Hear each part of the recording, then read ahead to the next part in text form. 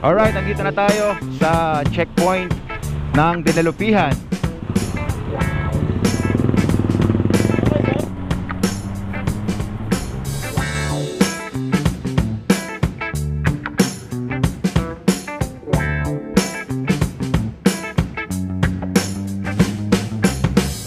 Alright, nandito na tayo sa Cabaya Coast.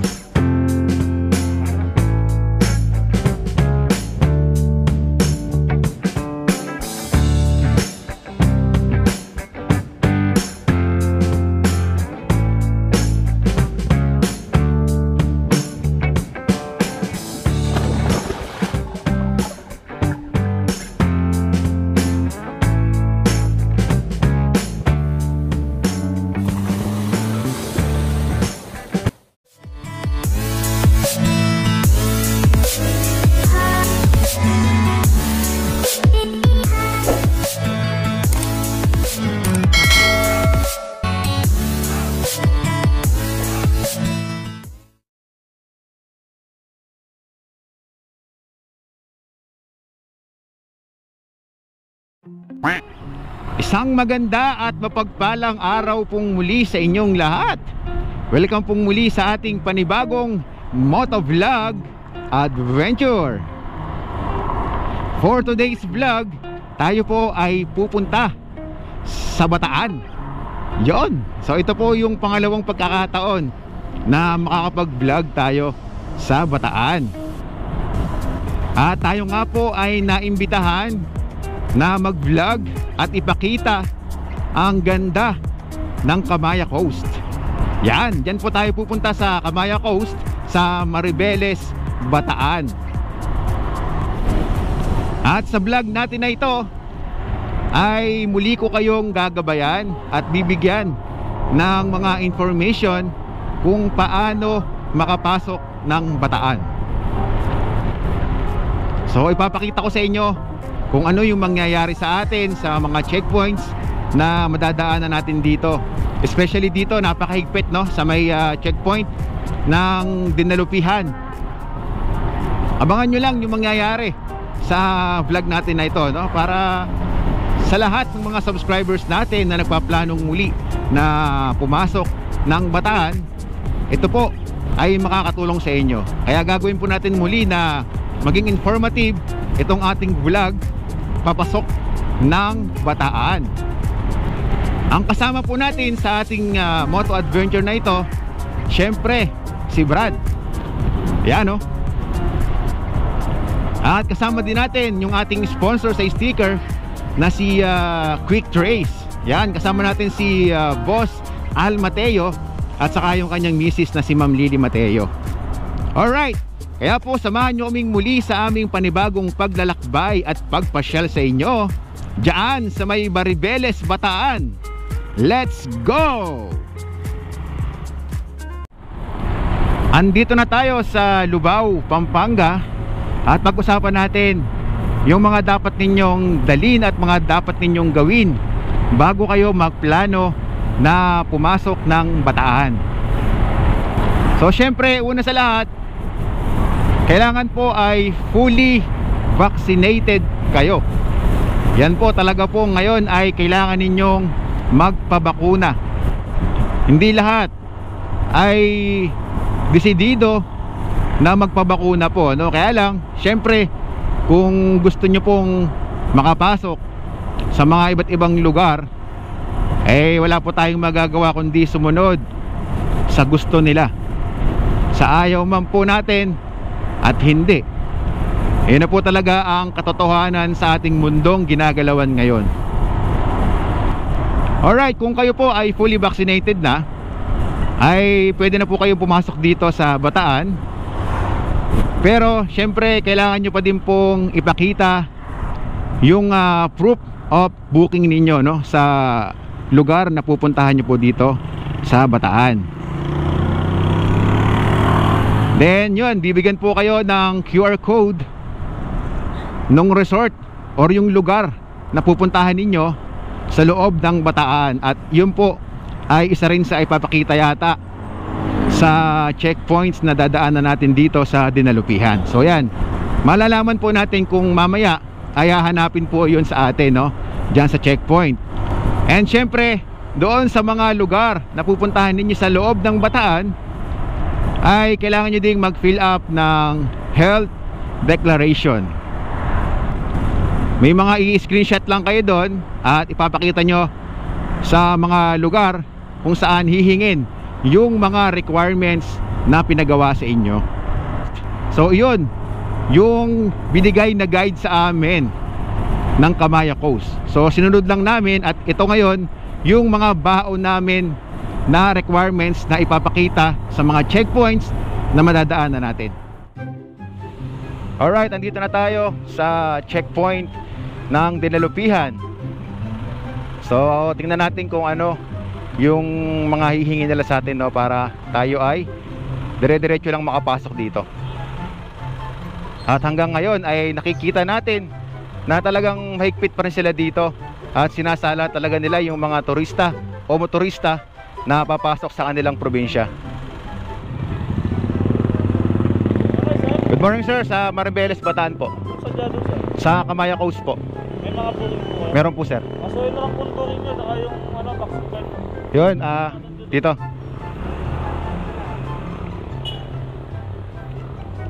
Alright, so yun, hinahanapan tayo ng proof of booking. And then syempre kailangan ng vaccine card, no?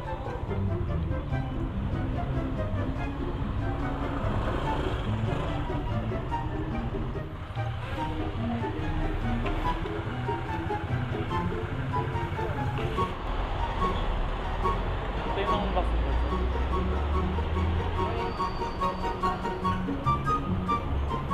Ito sir.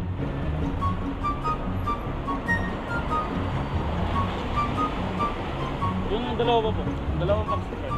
Sila, dalawang vaccine card, sir, pakita nyo lang.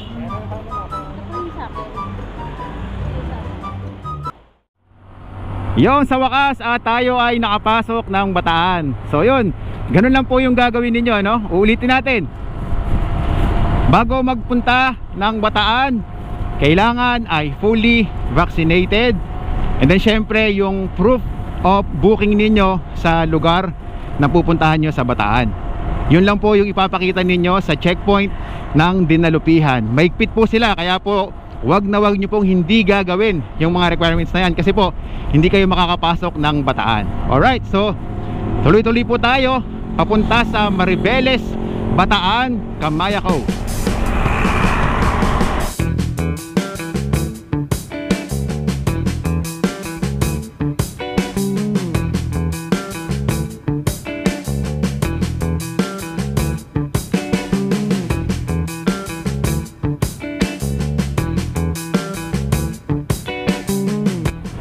Napakaganda talaga ng daan dito sa Bataan. Napakaganda ng kalsada nila dito. Diretso na malapad at maayos yung mga kalsada nila, no? Kaya maaakit ka na magpatakbo ng mabilis. Pero mag-iingat pa din kayo syempre. Sana ay magtuloy-tuloy na ang maluwag na pagpasok dito sa Bataan, no? Dahil napakadaming magagandang lugar dito. Madaming mga beach resorts dito na talaga namang mapapawaw ka sa ganda. Isa po ang probinsya ng Bataan na talaga namang matagal ko nang gustong i-explore at maipakita sa inyo ang ganda nitong probinsya na to, no? Kaya lang nga ay talagang mahigpit dito. Buti na lang at ngayon ay nagkaroon tayo ng pagkakataon, no? Kaya sana ay tuloy-tuloy na ito, no? Para tuloy-tuloy na din ang pagpasyal ko sa inyo dito sa Bataan. Welcome Municipality of Maribeles, Bataan. Alrighty, nandito na tayo sa Maribeles, Bataan. Yun, natahanapin na lang natin kung saan yung Kamaya Coast. Daan muna tayo dito sa I Love Maribeles. Yun, no? Picture muna tayo dito. Ang ganda ng view dito.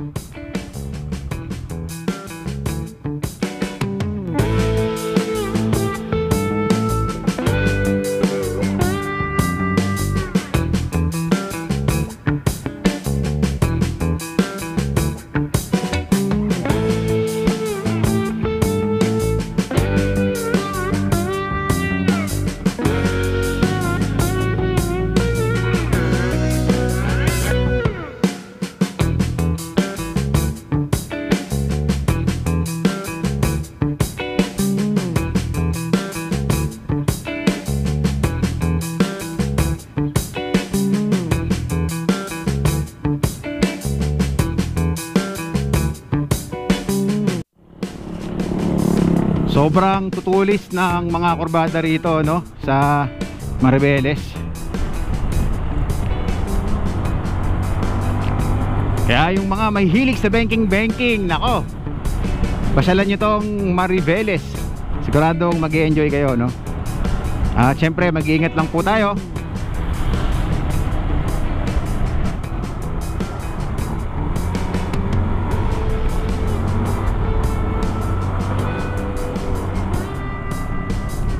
Wow, grabe tulis na ito.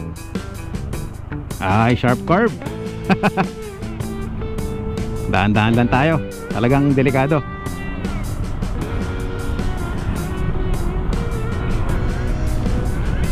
Ito yung nakakamiss sa Mariveles, yung mga kurbadang daan na ito. Oh,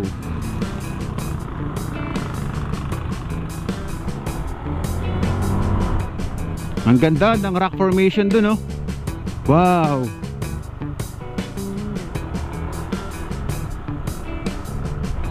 Mas malupit at mas matulis ang mga kurbada rito, no, kesa sa Bungabon. Dito talaga grabe, sikong-siko yung mga kurbada.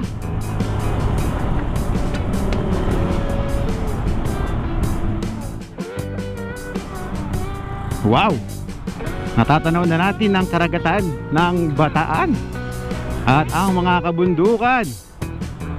Wow, wow, wow.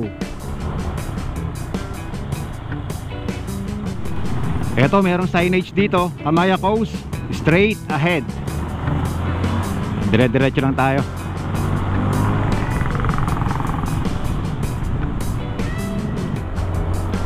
After nating dumaan doon sa Kabayanan, ngayon ay dumadaan ulit tayo sa mga kurbadang daan dito.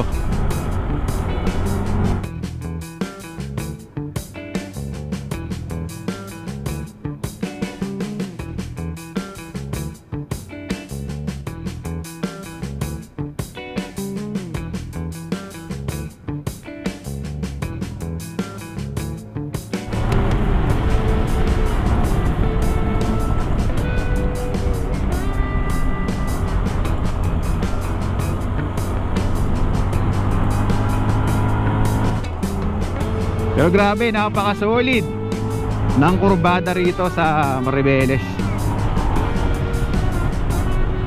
Parang nasa Baler Aurora, no? Yan, no?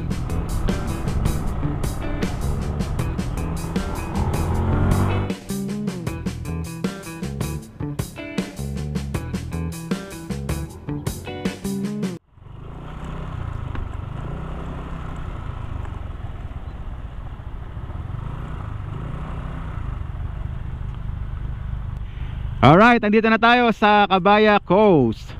Ito yung pinaka entrance nila. Meron kayong makikita na signage na ganyan, no? Wow.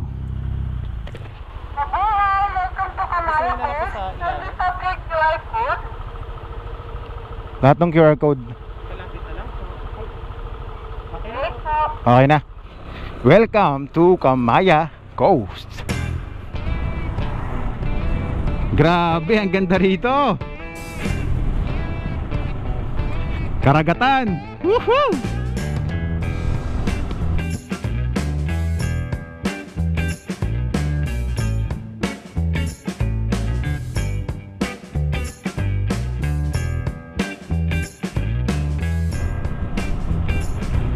Dati guys, nung tayo ay madalas na nagpupunta ng Bataan, hindi pa tayo vlogger noon that time, wala pang pandemic, no? Kapag ka nagagawi tayo dito sa Mariveles, ay nagpapapicture kami doon sa may signage ng Kamaya Coast. Pero ngayon, eto na, nasa loob na tayo ng Kamaya Coast. At syempre, salamat kay Ma'am Aileen, yung nag-invite sa atin dito, no? Para ma-share sa inyo ang ganda ng Kamaya. Wow! Excited na akong malaman kung ano ang mga meron dito, no? Kung ano yung mga makikita natin at kung ano yung mga magagawa natin.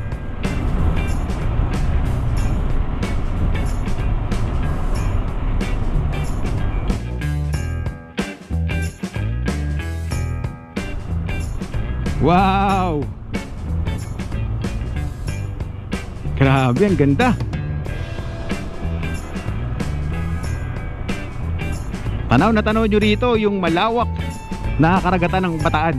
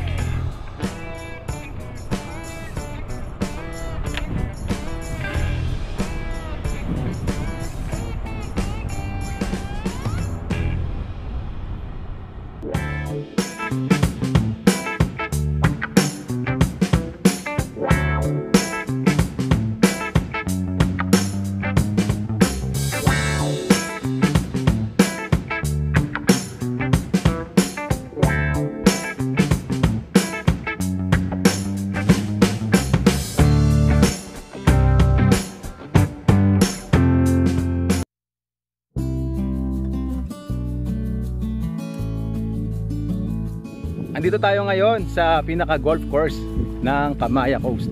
At ito yung man-made lake nila. Wow, grabe, napakaganda rito, no? At dito ay pwede kayong bumili ng properties. At siguradong kapag ikaw ay nakabili ng properties dito, siguradong mag-e-enjoy ka kasi napakaganda ng view. Yan yung mga available na mga lupa dito na pwede ninyong mabili. Sa mga subscribers ko na gustong malaman kung magkano ang per square meter dito malapit sa golf course ng Kamaya Coast, ay 25,000 per square meter, sabi nung sales agent na nakausap natin.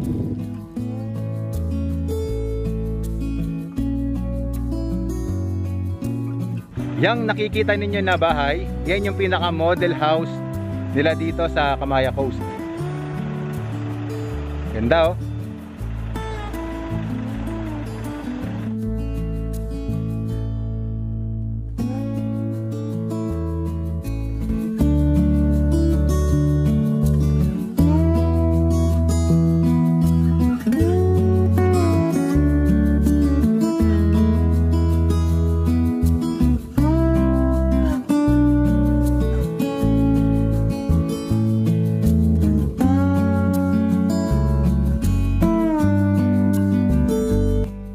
Kasama ko ngayon yung pinaka property consultant dito sa Kamaya Coast, at siya si Ma'am Aileen po, Aileen Yan. Alarcon po. Si Ma'am Arlene Alarcon. Siya yung nag-invite sa atin dito sa Kamaya Coast para makita ng ating mga subscribers kung gaano kaganda ang Kamaya Coast. So kanina ay nanggaling tayo sa pinaka Station 1. So ngayon naman ay dinala tayo dito sa pinaka Station 2. At ito yung ganda ng view na makikita nyo rito.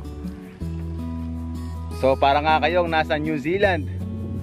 At 360 degree view, overlooking ng dagat ang makikita nyo rito doon sa part na yan, no? So dito ay pre-sailing pa lang, no? Kung doon kanina sa pinunta natin sa Station 1, doon sa may golf course, 25,000 per square meter ang bintahan nila doon. Dito naman sa pinaka Station 2 ay 13,000 per square meter. Yan. So sa mga gustong mag-inquire at makita ang ganda ng Kamaya Coast, yan, kontakin nyo lang po si Ma'am Aileen Alarcon. Ilalagay ko po sa description ng video na ito ang Facebook niya at yung number niya, no? Pagka gusto nyong makausap si Ma'am Aileen. Grabe guys, napakaganda rito. Para kang nasa Batanes, para kang nasa New Zealand, ganun ang ganda rito, lalo na pag na-develop to. Kaya hanggat mura pa, no? Sa mga subscribers ko dyan na yayamanin, no? Yan. Mag-inquire na kayo dito sa Kamaya Coast.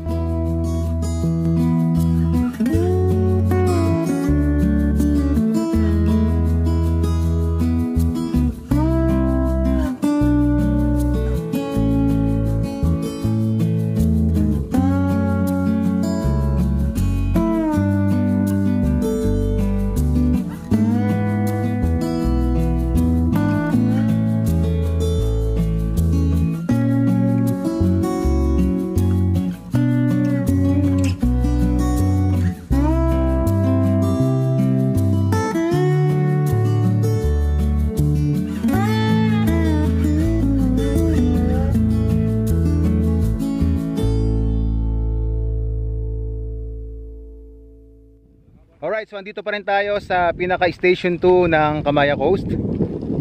At dito naman sa part na to ay makikita ninyo na mas malapit kayo sa karagatan, yun o, ng Bataan.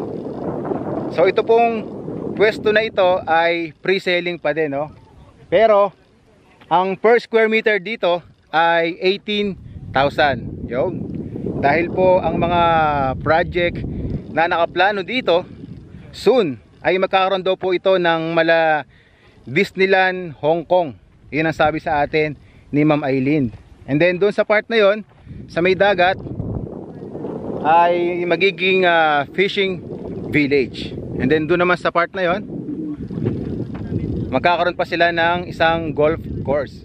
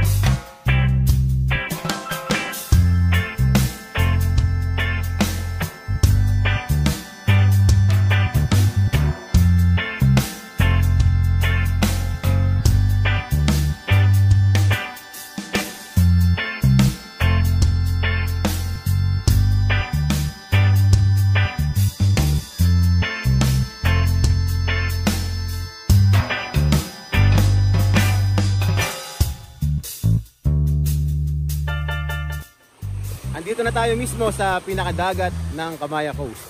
Yan, no? Napapalibutan din tayo rito ng mga kabundukan. At inabot na nga tayo ng hapon. Ayun o, sunset na.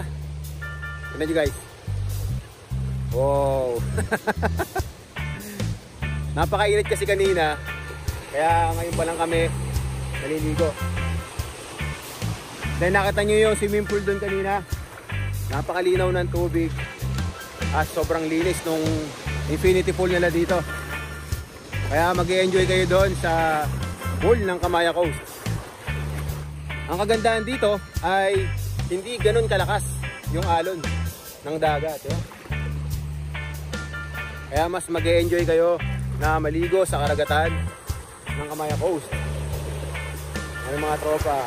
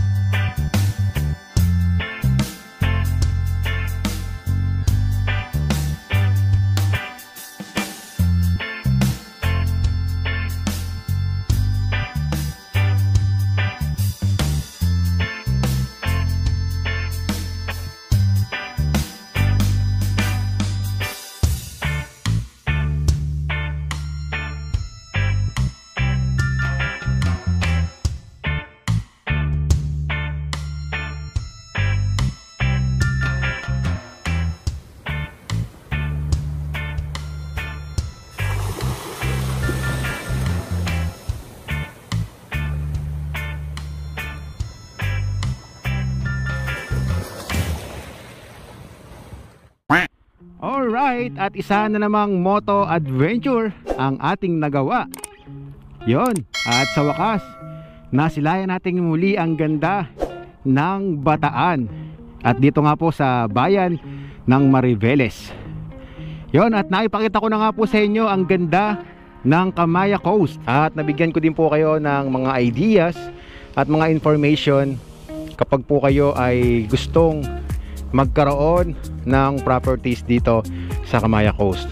Napakagandang lugar. Kaya nga lang po, ito ay talagang para sa mga yayamanin. Dahil nga po talagang mahal ang bumili ng properties dito, no? So yun, sa mga gusto na ma-experience ang ganda ng Kamaya Coast, kung gusto nyo po na mag-day tour, ay pwede po kayong magpabook. At yun, ang alam ko po, ang entrance fee dito ay 1,200 per head. Yun. So makipag-usap na lang po kayo kay Ma'am Arlene Alarcon para po sa mas marami pang detalye. Dito po ay pwede kayong makapunta by land at by sea. Meron din po sila dito na mga ferries na pwede nyo pong sakyan, no? Kung kayo po ay manggagaling ng south.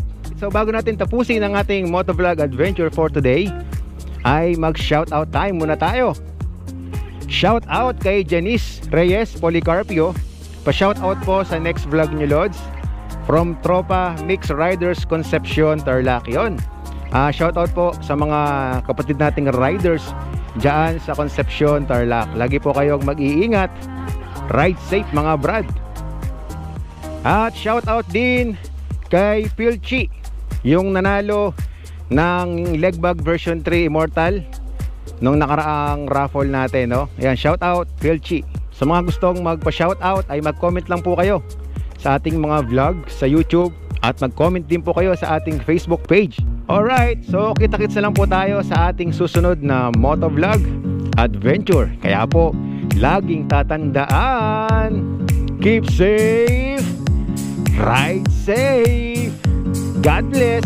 Bye-bye! Yahoo! Yeah, boy! Alright!